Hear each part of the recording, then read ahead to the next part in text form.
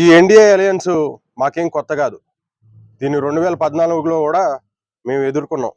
అప్పుడు మేము మా పార్టీ కొత్త, మా పార్టీకి సరైన స్ట్రక్చర్ లేదు. జగన్మోహన్ రెడ్డి గారిని కుట్రపూరితంగా జైల్లో ఉంచి లాస్ట్ 6 నెలలు మటుకే ఆయన జనాల్లో ఉండటం జరిగింది.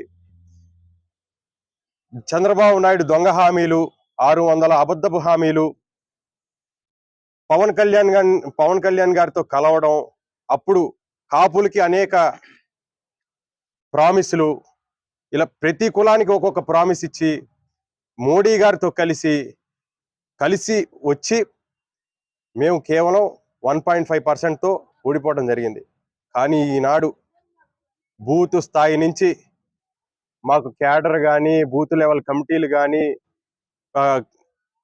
మేము చేసిన పథకాలు కానీ ఇవన్నీ చూసి మేము గెలవడం